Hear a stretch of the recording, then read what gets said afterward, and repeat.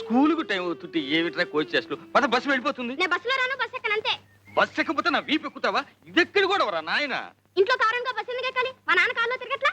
రే మీ నాన్నంత అయ్యాక కార్యం కర్మరా, విమానాలు ఎక్కుదురా. నా మాట వినరా బాబు.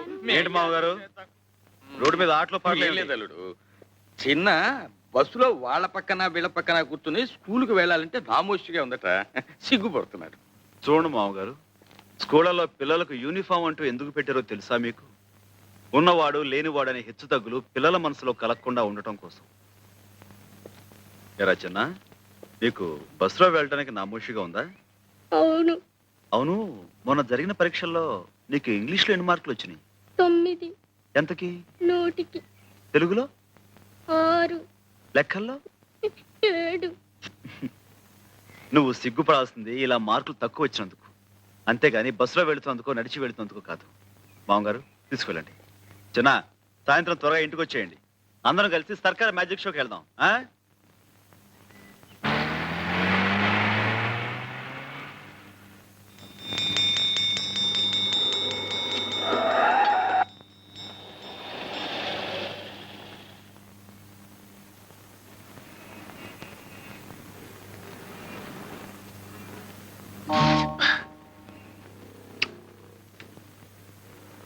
ఏంట్రా పడుకున్నావు? ఆకలి వస్తుంది. నా బ్యాగే మీరు కుడుతున్నారంటే మీ అయ్యేడి? మా అయ్యి ఇంకా రాలేదండి. అందుకని మీరు కుట్టేటమేనా? బంగారం లాంటి బ్యాగ్ తగలెట్టేశారు. మా జడ్జి గారు చూశారంటే నాకు ఉరి శిక్ష వేసేస్తారు.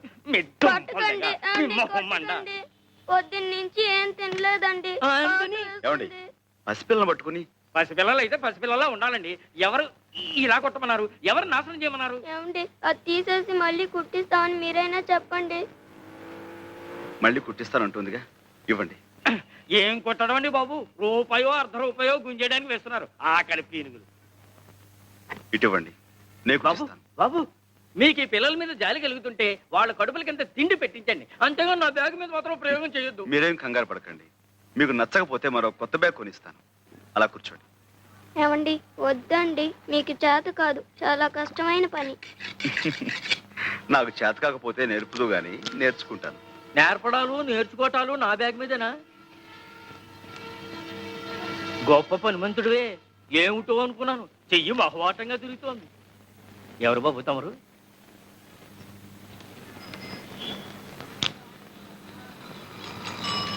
ఇదిగో ఎవరైనా? సాంబశివరావుని Royal Shoe Mart company owner గారు. ఏమిటి, 4 పెద్ద షాపులో 4 బ్రాంచీలు ఉన్నాయి, ఆ ఓనర్ గారేనా? అవును. భలే కుట్టారే. నమస్కారం సాంబశివరావు గారు. ఇదిగోండి మీ బ్యాగ్. సరిగ్గా ఉందో లేదో చూసుకోండి. బ్రహ్మాండంగా ఉందండి. ఏం ఇవ్వాలో ఏమిటో. 1 రూపాయి. షూ 5 రూపాయలు. 5 రూపాయలు. అలాగే ఇవ్వండి. మా చిన్నబ్బాయి టైపు షార్ట్ హ్యాండ్ పాస్ అయ్యాడు. తమరు ఏదైనా ఉద్యోగం ఇప్పిస్తే. అలాగే, తప్పకుండా చూద్దాం. నమస్కారం బాబు. కాసేపు కొట్టు చూస్తూ ఉంటారండి, నేను మాకెళ్ళి భోంచేసి వస్తాం. తప్పు, 2 రోజుల నుంచి అన్నం తింటలేదండి. మా అయ్య వచ్చి డబ్బులు లాకెళ్ళిపోతాడని ఇడి భయం. మీ అయ్యా ఎక్కడో తాగి తిరుగుతా ఉంటాడండి. డబ్బులు కావాల్సినప్పుడు వచ్చి తీసుకెళ్తాడు. మీ అమ్మ? మా అమ్మ చచ్చిపోయిందిగా.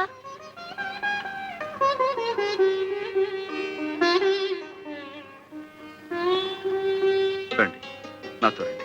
ఎక్కడికి? మీకు ఆకలి అవుతుందన్నారుగా, నువ్వు ఇక్కడే ఉండి వీళ్ళ నాన్న రాగానే మన ఫ్యాక్టరీ తీసుకురా. ఎక్కండి. సాయిరమ్మా, మార్నింగ్ స్టార్ సైజ్ నెంబర్ 8. ఉండవే, ఏం రాసావే? నేను సార్ సార్ అంటుంటే ఏమిటి ఏమిటి ఏమిటి ఇంట్లో లాగా చెప్పండి. Morning star.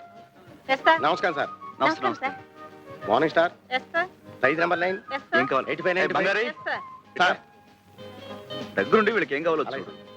మీరండి అమ్మా. చూడండమ్మా. మీ సెలక్షన్ అయిపోయిందా సార్? ఏంటి, చెప్పులు చూపిస్తున్నావా? లేటెస్ట్ వచ్చి ఇవి చూడండి సార్. ఇలాంటి చూపించవయ్యా. రండి అమ్మా. చెప్పులు బాగున్నాయి.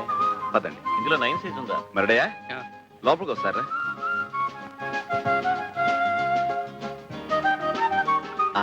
చూడమ్మా, మీరు ఇలా కూర్చుని ఏమాత్రం సిగ్గుపడకుండా మీకు కావాల్సినవి తెప్పించు తినండి. మడే వీళ్ళకి ఏం కావాలో చూడు. అలాగే రెడీమేడ్ లో బట్టలు అవి తెప్పించు. అలాగే. అది ఇంకో కొట్ట కాదు, అది సాంబశివరావు గారి పూజ గది.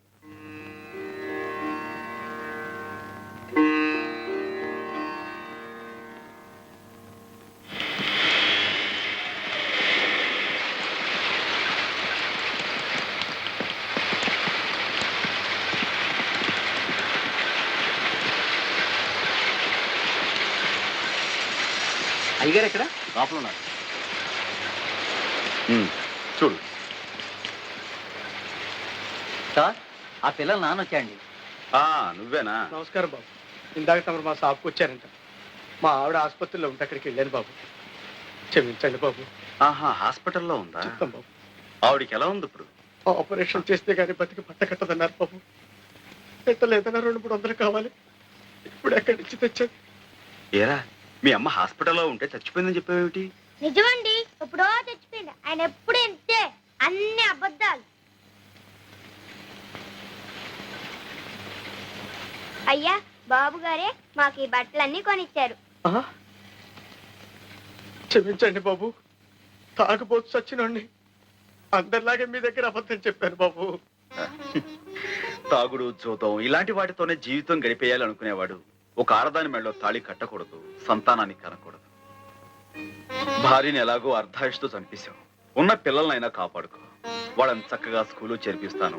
నీకు ఇక్కడే ఓ ఉద్యోగం ఇస్తాను. ఇకనైనా కళ్ళు తెరిచి కుదురుగా బతుకు. దేవుళ్ళు లాంటి వారు కనికరించారు, అంతే చాలు బాబు. అరే లేలే, భలేవాడివే. మడయ్యా, వీళ్ళని తీసుకెళ్ళా.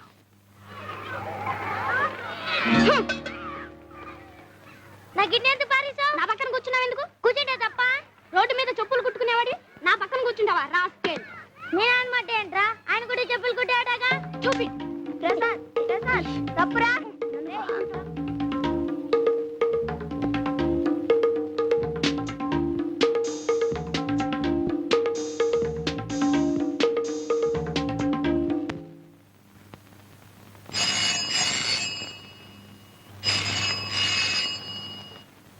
హలో, ఎవరు? హెడ్ మాస్టర్ గారా? నమస్కారం సార్. ఏంటండి? మార్చిన్నానా? ఈ చీకటి కొంపలో ఇంత ఎలుతురు కనిపిస్తుందంటే కారణం ఆయనే కదా. ఆయనే శారదీయకపోతే మీ అయ్య తాగుడికి మీరు ఆకలికి ఏనాడో బలైపోయి ఉండేవాడు. అట్లాంటిది ఆరి బాబుని అంతలేసి మాటలంటావా? ఆరి మీద చేయి చేసుకుంటావా? ఏ ఒకే బాల మీద కూర్చుని చదువుకుంటున్నా, ఒకే బాల మీద అన్నం తింటే తప్ప? తప్పు కదంటరా మరి. ఒరే, ఒకే గుళ్ళో శివయ్య ఉంటాడు, నందీశ్వరుడు ఉంటాడు. ఇద్దరూ ఒకే చోట ఉన్నాం కదా అని నందీశ్వరుడు వెళ్ళి శివయ్య పక్కన కూకుంటాడా? అట్లాగే ఎవరు ఉండాల్సిన చోట వాళ్ళు ఉంటేనేరా గౌరవం, మర్యాద. దిగు. బాబు గారు, అమరా రండి. జాగ్రత్త బాబు. నమస్కారం అండి. చిన్న పెద్ద తేడా తెలియక ఆడేదో వాగాడంట. ఆడికి బుద్ధి చెప్పాను బాబు. బుద్ధి చెప్పాల్సింది వీడికయ్యా. ఒకే బడిలో చదువుతున్న పిల్లలు, ఒకే తల్లి ఒళ్ళో పెరుగుతున్న పాప లాంటి వాళ్ళు. పాపా, మీ ఇంటికి భోజనానికి వచ్చామమ్మా, పెడతావా? అలాగేనండి. ఏంటి, మా ఇంట్లోనా? మాకంత అదృష్టమా బాబు? అయ్యా, కాళ్ళు కడుక్కోమని చెప్పు. రండి బాబు.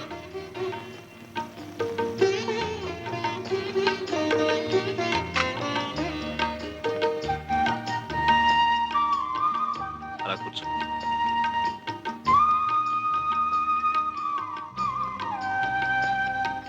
రా బాబు, నువ్వు కూర్చో.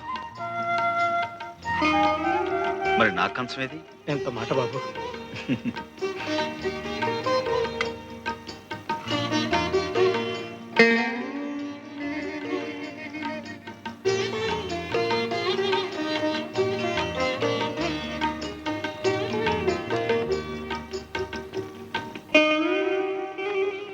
వినడానికి బాధగా ఉన్నా చిన్న విషయంలో సాంబయ్య గారు చేసింది చాలా కరెక్ట్ అండి. అవునండి, పిల్లల్ని చిన్నతనంలో ఉంచకపోతే పెద్దయ్యాక ఉంచడం చాలా కష్టం. అవునులేండి, మీరిద్దరు స్కూల్ టీచర్లు కదా, శిక్షణలు మీకు బాగా నచ్చుతాయి. రండి రండి, మిమ్మల్ని తెగ మెచ్చుకుంటున్నారు. ఓ, రోహిణియా? ఏంటి మీ నాన్నగారు ఉత్తరం రాశారమ్మా. మీ భార్యాభర్తలు ఇద్దరు ఇక్కడే ట్యూటోరియల్ కాలేజీలో పనిచేస్తున్నారని. చూసావటో, వెతకపోయిన తీగ ఖాళీ తగలడం అంటే ఇదే. ఏనన్నా, కొంచెం పెరగన తింటావా? సరిగ్గా తినవో లేదో. గంగా, వాడు కడుపు నిండా భోజేశాడు. పైకి వెళ్ళి పడుకొని వెళ్ళమ్మా. మా గంగని మెట్రిక్ చదివించాలని నాకు ఎప్పటి నుంచో ఆశ. సరిగ్గా సమయానికి మీరు కూడా కనిపించారు. ఇదిగో ఇక నుంచి గంగ చదువు బాధ్యత మీది. అలాగే రేపే చేర్పించండి. ఆయనకేదో పిచ్చి, నువ్వు కూడా ఏమిటమ్మా వంతపాట. అయినా నాకీ వయసులో చదువేమిటి? వయసుకి చదువుకి సంబంధం ఏమిటి? నిజమేనండి, అమెరికాలో 65 ఏళ్ళు వచ్చినా ఏబిసిడీలు నేర్పని స్కూల్లో చేరేవాళ్ళు ఉన్నారండి. అంటే ఇండియాలో 65 ఏళ్ళు వచ్చేదాకా చదువుకోవచ్చు. ఏమండి? చూడండి రోహిణి గారు, రేపే మా గంగని స్కూల్లో జాయిన్ చేయించాలి. దానికి కావాల్సిన ఏర్పాట్లు మీరు చూసుకోండి. అది కాదండి. అంతే.